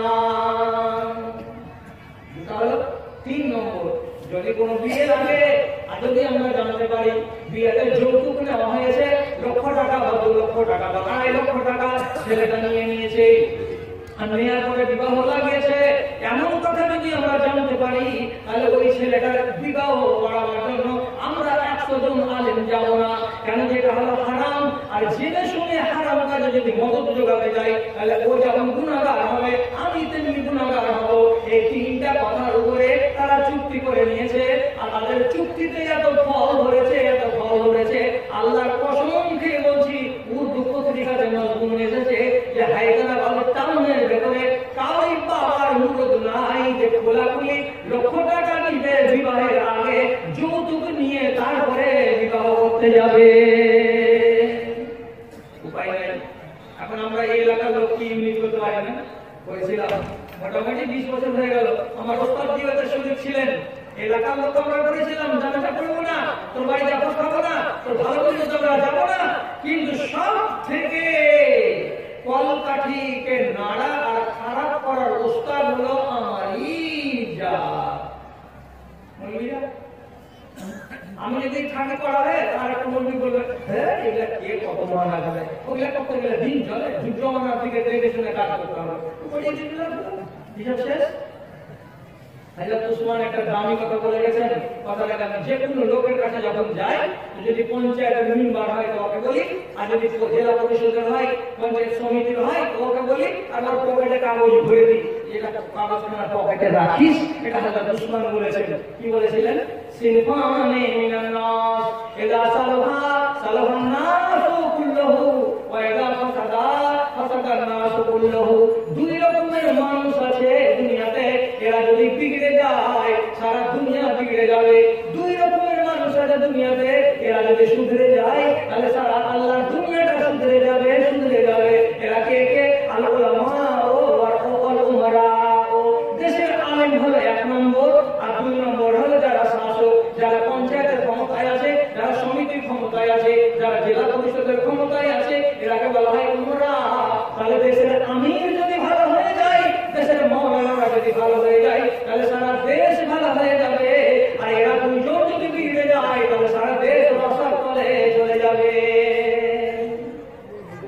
আমি খারাপ করলাম, আমারও তো কোনো মৌলবি সাহেব খারাপ করে দিল, ইউনিটিটাকে থাকতে দিল না। এখন বর্তমানে জামানা এসেছে কি সিঙ্গেল ভাবে করেন, সিঙ্গেল ভাবে। কি আমি একাই করবো, একাই কি করবো? তোমাকে আমি ঘৃণা করি, তোমার সাথে আমার চলাচল হবে না, তোমার দোকানে আমি বসতে যাবো না, তোমার দোকানে আমি চা খাবো না, তোমার দোকানে আমি কাপড় কিনবো না, তোমার বাড়ির যাবত আমি কবুল করবো না। এটা আমাদেরকে একাই চালাতে হবে। করেন তো করেন, না পারেন তো না করেন। বন্ধুরে, বেয়াদবিকে শুধরানোর জন্য আল্লাহ রাসূল শায়েস্তামূলক ব্যবস্থা গ্রহণ করেছেন। আপনাকে এই কথাটা করে যদি বলে যাই ওয়াদা করেছি যে আপনি আমাকে 1 ঘন্টা দেবেন, 1 ঘন্টা আপনি আল্লাহর রহমতে দিয়ে দিয়েছেন, তাই আপনার কাছে আমার দাবি নাই। কিন্তু একটা হাদিস না বলে আপনাকে আমি ছুটি দিচ্ছি না। ছোট্ট একটা হাদিসকে শুনুন, আর শোনার পরে আপনি বাইরে নিয়ে চলে যান, আপনার উপরে আমার কোনো দাবি থাকবে না। একটা রাত বেজে গেছে, হাদিসটা কি শুনুন, ভালো করে শুনুন। আর মাত্র 2-3 মিনিটে বলে ক্ষান্ত হয়ে যাচ্ছি, দরকার হলে চলবো, না দরকার হলে না চলবো। তা কি? রাসূল একদিন পানি ফেললেন তার বিবি হাফসার বাড়িতে। এটা উমরের বেটি, হযরত উমরের বেটি হাফসার বাড়িতে পানি পড়লো। উনি রাতের বেলায় ঘুমাচ্ছিলেন, হাফসার কাছে বিছানায় থাকতে হাফসার বাড়িতে গিয়ে রাসূল গল্প করতে করতে একটা ভেদের কথা কানে দিলেন। কার? তো স্ত্রী হাফসা। কি কথাটা দিলেন? ওলামায়ে দ্বীন বলছেন 3টার ভেতরে কোনো একটা নিশ্চিত করা নাই। কি কথা বললেন? কানে কানে 1 নম্বর কথা কানে কানে বলছেন, হাফসা শুনুন, আমি যখন মরে যাব, আমার মরে যাওয়ার পরে ইসলামী রাষ্ট্রের মালিক হবেন, আমিরুল মুমিনিন হবেন কে তুমি জানো? আমি তোমার স্বামী, আমি নবী রাহমাতুল আলামিন বলে দিয়ে যাচ্ছি, আমার মরার পরে সারা মুসলমানদের নেতা আমিরুল মুমিনিন বানানো হবে কাকে?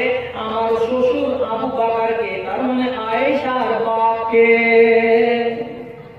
আয়েশার বাপকে, তোর বাপকে নয়, আয়েশার বাপকে খলিফা বানানো হবে। এটা সতীনের বাপ। নবী বললেন, কথা নিজের বুকে রাখবি, কাউকে বলবি না। দেখেন তো, আপনি মানা করলেন, তাহলে এই কথাটা কাউকে আমি বলি, কাউকে বলবো?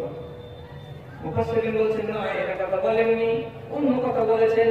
আদি আল্লাহ পাকের নবী স্বাধীন বিবি ছিল 9টা এবং বান্দি ছিল 2টা। বান্দিদের ভেতরে একটি নাম আছে মারিয়া কিবতিয়া। নবীজি বললেন, ওরে হাফসা শুন, 7 দিন পরে পালি বদলে যায়। 9টা বিবির কাছে 7 দিনের পালা শেষ করতে আমাকে 63 দিন সময় লাগে। 63 দিন পরে তোর আমার পালা আসে, তার আগে তো ওর পালা আসবে না। তেমনি অন্য বিবি 63 দিন গত হবে তো ওর পালা আসবে, তার আগে পালা আসবে না। আমি তোমাকে বললাম এবার থেকে 7 দিনের পালা আমি কমিয়ে দিলাম। মারিয়া কিবতি যে আমার বন্ধী আছে, তার নামে আর আমি পালা লাগাবো না, তার কাছে আমি রাত কাটাবো না। তবে এই যে পালিটা উঠিয়ে দিলাম, 7 দিন তোদের লাভ হলো, এই কথাটা তুই কাউকে বলবি না, এমন পর্যন্ত তুই মারিয়াকে ও জানাতে যাবি না। ঠিক আছে, জানাবো না। আপনি বললেন তখন জানাবো না। মুফাসসিরিন কেরাম বলছেন না, এটা কথা নয়। আল্লাহ রাব্বুল আলামিন নবী তাকে কানে কানে বলেছিলেন, আর কি বলেছিলেন? যায়েনাবের বাড়িতে কোন একজন দেহাতি চুনাতে করে এই মোটা এক চুনা মধু দিয়ে গেছিলেন তোহফা কিংবা দান। সেই মধু মা যায়েনাব করতেন কি, নবীজিকে আসরের নামাজের পর প্রত্যেকটা বাড়ি যখন বিবিদের খোঁজ নিতে যেতেন, তখন যখন যায়েনাবের বাড়িতে যেতেন এতটুকুনি মধু কাপে করে নবীজিকে পেশ করতেন। নবীজি খেতেন, দোয়া দিতেন, আনন্দিত হতেন। এই কথাটা সব বিবিরা জানতে পারলো যে আয়েশার বাড়ি গিয়ে নবী কিছু খেতে পারেন না, যায়েনাবের বাড়ি থেকে মধু খেতে পারছেন। সব ভালোবাসা যায়েনাব নিয়ে নিল, আমরা শুকনো গাছের পাতা হয়ে থেকে গেলাম, ভালোবাসতে আমরা পারলাম না। এই যে শুনগুনিটা উঠলো, রাসূল বলছেন যে আমি মধুকে হারাম ঘোষণা করছি বা করব, মধু আর খাবো না যায়েনাবের বাড়িতে, কাল থেকে মধু বাদ হয়ে যাবে। অতএব মধু যে আমি বন্ধ করে দেবো, মধু যে হারাম করে দেবো, এই কথাটা তোর পেটেই যেন থাকে, তোর মগজেই যেন থাকে, অন্য আর কাউরি কানে যেন না যায়, কে যেন জানতে না পারে। এখন কথা যেটাই হোক না কেন, কোরআন যদি কোনো স্থির করে দেননি আল্লাহ তাআলা শুধু প্লেন ভাষাতে বলে দিয়েছেন, ওয়াইজা আসারান নাবিয়্যু ইলা বা'দি আজওয়াজিহি হাদিসা। যখন নবীজি তার কোন বিবিকে গোপন একটা কথা বললেন আর বলার পরে তাকে সাবধান করে দিলেন যে খবরদার রে বিবি, এই কথাটা পরে কানে যেন না যায়। এই কথাটা ইশারা দিয়ে আল্লাহর কোরআন বলছে, আর সেটাকে বাস্তবে হাদিসের দ্বারাই জানতে পারা যাচ্ছে এটা আল্লাহর নবীর বিবি, সেটা হলেন হাফসা উমরের বিবি। কথাটা শুনে নিয়েছে, আর শুনে নেওয়ার পরে একদিন গেল, দুদিন গেল, 3 দিন গেল, 4 দিন গেল, স্ত্রী লোকের মায়েদের পেটে সবই পচে, কিন্তু গোপন কথা পড়তে পারে না, গুড় করে। 7 দিন বাদ একদিন আয়েশাকে ডেকে বলছেন, আয়েশা শুন, এটাই সতীনকে ডাকছে, ভালোবাসা আছে। সতীন কাছে যখন এসে তখন বলছে, কি বলছিস? বলছে, তোর লেগে একটা খুব সুখের খবর আছে, শুনলে তোর প্রাণ ভরে যাবে, জীব ভরে যাবে। কি বল, বলবি তো? বলে হ্যাঁ, খবরটা হলে এই, মরার পরে নবীজি একটা দেশে তো মালিক হবে, তোর বাপকে আমিরুল মুমিনিন বানানো হবে, তোর বাপই হবে খলিফাতুল মুসলিমিন, তুই হবি খলিফার বেটি। তোর কপাল কত জিন্দা, তোর বাপের কপাল কত জিন্দা। মা আয়েশা খুশিতে আটখানা। কথায় তখন জিজ্ঞেস করে বলছে, কে তোকে বললে? ঘাট থেকে নিয়ে একটা আদরের ধাক্কা দিয়ে বলছে, চুপ কর, আমাকে আল্লাহ রাসূল বলেছে। তো গত বুধবারের দিন যখন আমার বাড়িতে পালা ছিল, তখন গল্প করতে করতে নামে বললেন যে আমার মরার পরে আবু বকরকে খলিফাতুল মুসলিমিন চয়ন করা হবে। মা আয়েশা খুশির জ্বালাতে মনে হচ্ছে জমি নেওয়ার পোয়াটি কিনা, খুশিকে সামলাতে পারছে। কারোর সামনে যদি ব্যর্থ না করে তাহলে খুশির কি কোনো মজা পাওয়া যায়? এবার আল্লাহ রাসূল ঘুরতে একজন মা আয়েশার সামনে এসেছেন, তখন হাসির জ্বালায়, আনন্দের জ্বালায়, খুশিতে নবীজিকে বলছেন, আমার বাপ খলিফা হবে, আপনি যেদিন থাকবেন না, আমার বাপ যত নরম দিলের মানুষ, এত বড় দায়িত্ব কি পালন করতে পারবে? আমার বাপ তো এমনিতেই খালি কাঁদে, নমাজ পড়াইতে গেলে খালি কাঁদে। এই লোকটাকে এত বড় দায়িত্ব আপনি দিলেন, তো কেমন যে হবে সেই দিনটা, কেমন যে হবে সেই অবস্থাটা, যেদিন হবে সেদিন বুঝতে পারবো কেমন করছে। আর এই মুখখানে যে হাসি আছে, এটা আল্লাহ রাসূল বুঝতে পারছেন। আল্লাহ রাসূল দেরি না করে বলছেন, কে তোকে বললো যে তোর বাপ খলিফা হবে? আমি বলেছি।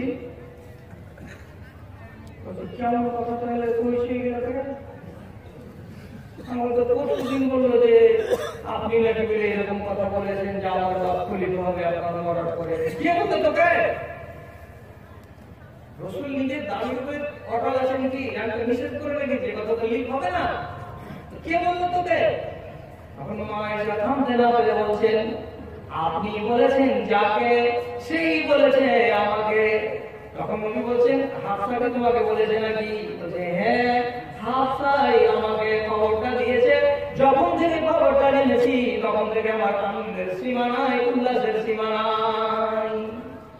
রাসূল বলছে এইরকম কথা। হাফসাকে নিষেধ করার পরে কথাটাকে খুলে দিয়েছে। রাসূল উল্টা পিঠে হাঁটা দিলেন আর হাঁটা দিয়ে চলে গেলেন হাফসার বাড়িতে। হাফসার বাড়িতে গিয়ে হাফসাকে আওয়াজ দিয়েছেন, হাফসা জি আছি আছি, কি খবর বলেন, সামনে আয়। রাসূলের সামনে এসে দাঁড়ালো। এর বাড়ি কালি নেই কিন্তু বেড়াতে চলে এসেছেন, এটা আসেনি নবীর অভ্যাস। তো হযরত হাফসা বলছেন, কি খবর আল্লাহর রাসূল, কি দরকারে এলেন বলুন, আপনার আমি কি সেবা করতে পারি? রাসূল সোজা মানুষ দাঁড়িয়ে আছেন তার সামনে আর তার দিকে আঙুল তুলে দিয়ে বলছেন, হাফসা তোমাকে আমি তোমার স্বামী এক তালাক দিলাম, এক তালাক দিলাম। এর মানে হলো কি তুমি তালাক পেয়ে গেলে, তুমি আমার বিবি আজ থেকে আর রইলে না, তোমাকে আমি আর বিবি হিসাবে রাখবো না। খিটখিটে মুখের 25 গ্রামের হাসি, সঙ্গে সঙ্গে একবারে পাও দিতে ভরা গেল। কি হলো রে, তালাক দিয়ে দিল মানে কি টিকিট কেটে গেল, শেষ। মাথা ধরে নিয়ে বসে গেলেন, ঝরঝর করে চোখ দিয়ে পানি দিয়ে কাঁদতে লাগলেন। কেন হলো এমন, কেন হলো এমন, কেন হলো এমন, কি এমন ভুল করেছি, কি এমন ভুল করেছি?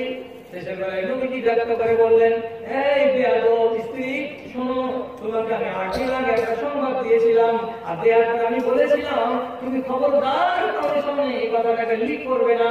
আমি যে তোমার স্বামী, তোমাকে সাবধান করলাম, বারণ করলাম, তুমি স্বামীকে তো পাত্তাই দিলে না। ওই কথাটা আয়েশাকে বলে দিয়েছো, আয়েশার মুখ থেকে আমার কাছে ব্যক্ত হয়েছে, তাই জানতে পারলাম তুমি আমানতকে রক্ষা করতে পারবে না। তুমি হলে একজন খেয়ানতকারী মেয়ে ছেলে, আর তোমার মতো মেয়ে ছেলেকে আদব না দিতে গেলে, শিক্ষা না দিতে গেলে আমার দায়িত্ব কিন্তু গা থেকে নামবে না। এই জন্য তোমাকে তালাক দিলাম। তালাক দিয়ে রাসূল চলে গেলেন বাড়ি। কি আপনার কপাল ধরে বসে আছে, আড়াই মনের কপাল, আড়াই মনের মাথা করে কাঁদছে কাঁদছে কাঁদছে কাঁদছে, কেউ দুঃখ দেখার নেই। কিন্তু দুঃখ দেখছেন তাকে, এক একজন মানুষের হিসাব রাখছেন কে?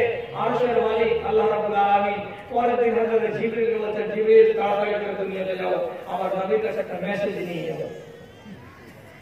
চলো, হযরত জিবরিল চলে এলেন আল্লাহর পক্ষ থেকে মেসেজ নিয়ে, আর এসে আল্লাহ রাসূলের সামনে করে মানুষের আকৃতি নিয়ে দাঁড়িয়ে বলছেন, রাসূল আপনাকে বলি, রাজি হাফসাকা, আপনি হাফসাকে তালাক দিয়েছেন, এক তালাক। আপনি এক তালাক দেওয়ার পরে বিবিকে ফিরিয়ে দিতে পারেন 3টা ঋতু গত হওয়ার আগে আগে। একটা স্ত্রীকে তালাক দেওয়ার পরে 3 মাসে 3 বার মাসিক হবে, 3টা মাসিক হওয়ার আগে আগে যদি আপনি ফিরিয়ে দেন তো ফিরিয়ে দেওয়া যাবে, আপনার বিবি বিবি হয়ে যাবে। অতএব আমি বলছি আল্লাহ আদেশ নিয়েছে, আপনি আপনার বিবিকে ফিরিয়ে নেন, তাকে বিবি করে রাখতে হবে। কেন রাখতে হবে? হযরত জিবরিল বলেন, ফাইন্নাহা সাওয়ামাতুন ওয়া কাওয়ামা, এই জন্য যে হাফসা অধিক অধিক নফল রোজা রাখে, বেশি বেশি করে রোজা পালন করতে পারেন।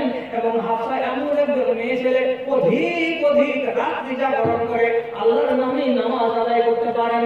এমন একজন নামাজি বেটি ছেলেকে, এমন একজন নফল রোজা পাঠকারী আমলকারী মেয়ে ছেলেকে একটা ভুলের কারণে তালাক দিয়ে বিবি থেকে বাদ দেওয়া যাবে না, বিবি থেকে তাকে বাদ দেওয়া যাবে না।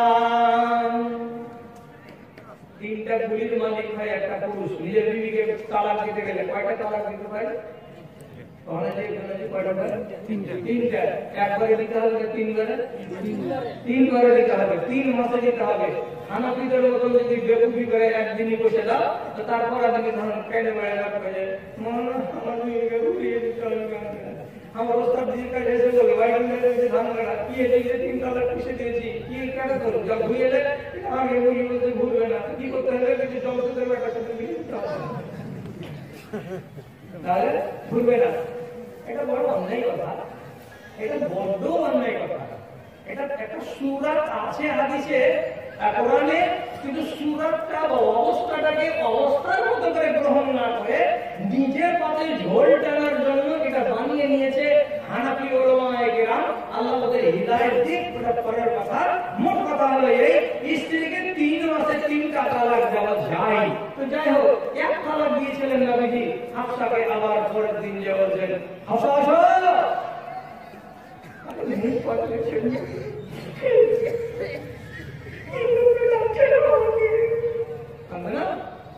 রহমতের নবীর কাছ থেকে কেউ বঞ্চিত হয়ে যাবে? জানি তোমার স্ত্রী থাকবে না। খান থেকে আমাদের সামনে এসে বলছেন, কি বলছেন বলেন? চোখের পানি মুছার জন্য এসছে, টাকাইছে, চোখের পানি মুছে দেবেন, দেন মুছে দেন, কেমন করে দেবেন? রাসূল বলছেন তোমাকে আমি তালাক দিয়েছিলাম, এটা মাত্র 3 দিন হলো, আর 3টা দিন গত হওয়ার পরে আমি বিচলিত হইনি। আর সে মালিক আল্লাহ রাব্বুল আলামিন আসমান থেকে আমার ব্যাপারে আর তোমার ব্যাপারে এতটাই উদ্বিগ্ন হয়েছেন, এতটাই উদ্বিগ্ন হয়ে গেছেন যে তোমার দুঃখকে দেখতে না পেরে সঙ্গে সঙ্গে জিবরিলকে পাঠিয়ে দিয়েছেন তোমার চোখের পানি যাতে মুছে দেওয়া যায়। আপনার কাছে না বলছেন কি বলেন নবী, কি বলেন নবী? নবী হঠাৎ করে বলছেন, ওরে আমার বিবি হাফসা, তোমাকে তালাক দিয়েছিলাম আমি, আবার তোমার স্বামী আমি, তোমাকে ফিরিয়ে নিলাম, তুমি আমার বিবি হয়ে গেলে, আর কোনো ঝামেলা নাই, আর কোনো মুসিবত নাই। আচ্ছা, এবার আপনার মুখ থেকে খালি একটা জবাব লাগবে, এই বাড়িওয়ালিটা যে ভুলটা করেছিল আগামী দিনে ওই এরকম ভুল আর জীবনে করবে আর করবে না। অন্য ভুল করে দিতে পারে, অন্য ভুল হয়ে যেতে পারে, কিন্তু এরকম ভুল আর জীবনে করবে না। কেন? তাকে সাহায্য করার জন্য রাসূল কি করেছিলেন? তালাক পর্যন্ত দিয়ে দিয়েছিলেন। আর আমি বলছি, প্রস্তাব দিবসে আছেন, যদি বেয়াদবি হয়ে যায় তাহলে ক্ষমা নিয়ে নিব। কোন মানুষ যদি দায়িত্ব থাকে এরকম চেয়ারে, আর ওর দ্বারা যদি খিয়ানত হয়, নামিয়ে দেন চেয়ার থেকে, নামিয়ে দেন চেয়ার থেকে। কারণ তোমার দ্বারা খিয়ানত হচ্ছে। আল্লাহ পাক রাসূল সাহায্য করার জন্য পদকে কেড়ে নিয়েছেন, পদে রাখেননি মানুষকে। আমি তো ওয়াদা করেছি যে 1 ঘন্টা আমার টাইম, 1 ঘন্টা 10 মিনিট হলো। আপনি যদি এই লোকটি তো সাথে পালাবে না, এই হাদিসটা শুনবে তারপরে পালাবে। একটা সাহাবীর নাম বলছি উবাদা।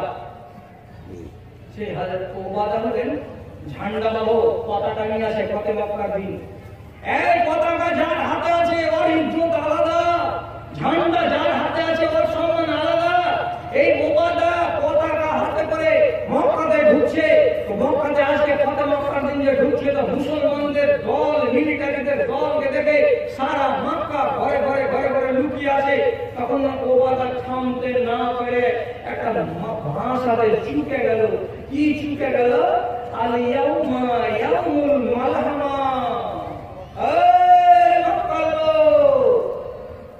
সুমাইয়ার দুপাকে ফেড়ে দুখান করে দিয়েছিলি, তোরাই হযরত বেলালকে বালুতে শুইয়ে তার পিঠকে খামলা খামলা করে মাংস উঠিয়ে নিয়েছিলি, তোরাই উম্মে সালমার বাচ্চাকে কেড়ে নিয়ে মদিনা যেতে দিসনি, সেই লোক তো তোরাই। আল্লাহর নবীর পিঠে ভুঁড়ি চাপিয়েছিলি তো তোরাই, নবীজির দিকে পাথর নিক্ষেপ করেছিলি তো তোরাই, বয়কট করে আমাদের জীবনকে সঙ্গীন করে দিয়েছিলি 2 বছর ধরে তো তোরাই। তোদের জুলুমগুলো আমাদের এরা করে মনে আসে। আজ আমরা ক্ষমতা পেয়েছি, আজকে কি করবো? আজকে সবকে টুকরা টুকরা করে দেবো, আজকে গুটি গুটি করে দেবো, আজকে সবকে খান খান করে দেবো। মানে যেমন মনের আবেগে ডায়লগ দিয়ে দিল, আজ কুটে দেবো, আজ বেটে দেবো, আজ খান খান করে দেবো। আর এমন কথা শুনে মক্কার মেয়ে আর ছেলে সব সন্ত্রস্ত হয়ে গেল। ইতিমধ্যে একজন ছেলে ছেলে কবিতা বলতে পারে, কবিতা লিখতে পারে, সেই মেয়ে ছেলেটি একদম চটপট নবীজির কাছে এসে একটা কবিতা পাঠ করে শোনালো। সেই কবিতাটা ছোট্ট করে শুধু এই ভাষাতে বলছি, কানসা নবীজিকে বলছেন, আল্লাহ পাকের নবী প্রতিদিন সূর্য পূর্ব দিকে উদিত হয়, পশ্চিম দিকে ডুবে যায়, শান্তির সঙ্গে আসে আর শান্তির সঙ্গে চলে যায়। আজকে আপনি কেমন সূর্য নিয়ে এসেছেন, আমাদের উপরে মুসিবত টেনে নিয়ে এসেছে। আমাদের ঘরের চালাগুলো ছেঁড়া ছেঁড়া, আমরা আসমান দেখতে পাই, তবুও ছেঁড়া আসমান দেখে ছেঁড়া চাল দিয়ে আসমান দেখতে গেলে আমরা সুখের জিন্দেগি কাটাই। কিন্তু আপনি আমার বাড়ির খাপড়গুলোকে ভেঙে দেবেন, আজকে আমাদের ছেলে পিলেগুলোকে রোডে বসিয়ে ছেড়ে দেবেন, আজকে আপনারা আমাদের স্বামীগুলোকে মেরে দিয়ে আমাদেরকে গাওয়া বানিয়ে দেবেন। এমন কথাগুলো মানতে পারি না। আপনার নাম তো রহমতুল্লিল আলামিন, আপনি এরকম করিয়েন না আল্লাহ রাসূল, আমাদের গাওয়া বানাবেন না, আমাদের ঘরগুলোকে ভেঙে দেবেন না, আমাদেরকে অশান্তিতে ফেলে দেবেন না। এটা আমরা আশা করি আপনার কাছে, যেহেতু আপনি নিজের নাম রেখেছেন রহমতুল্লিল আলামিন।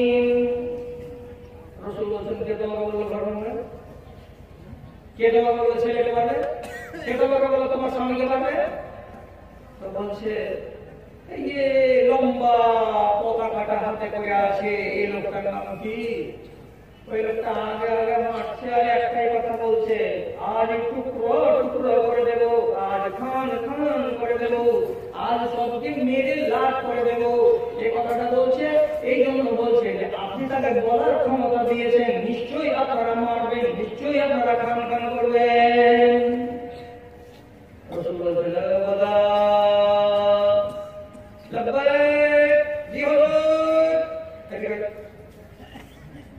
পতাকা হাতে করে চলে আসছে। যে পতাকার শান আর গৌরব, আমি পতাকার ধারক বাহক, এটা একটা মর্যাদা।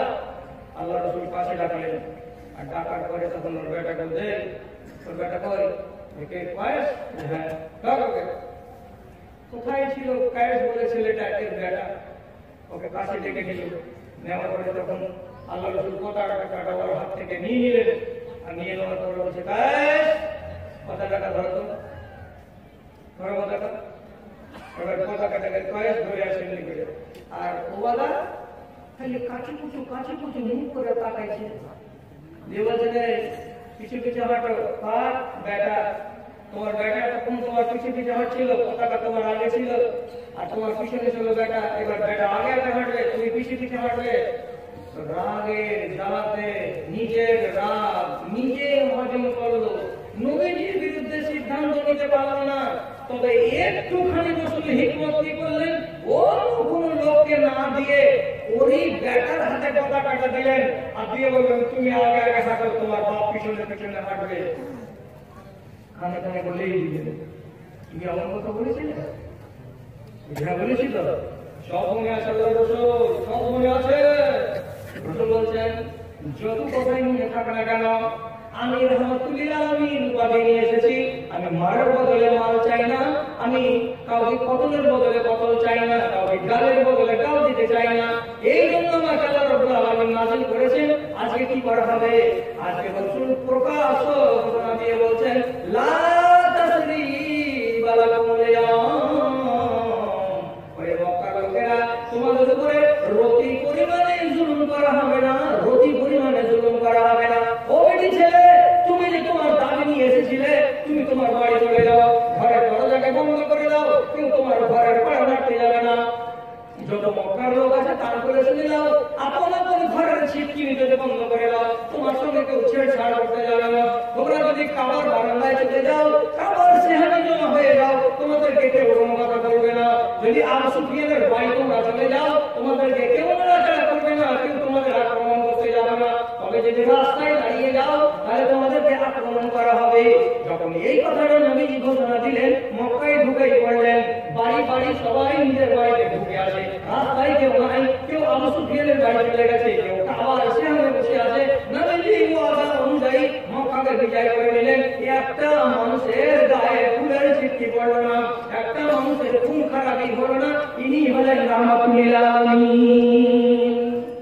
পদ পেয়ে নিলেন, পতাকা ছিনিয়ে নিয়েছিলেন। এটা পদ মর্যাদা থেকে কি করা হয়েছে, তাকে বরখাস্ত করা হয়েছে, তার মানহানি করা হয়েছে।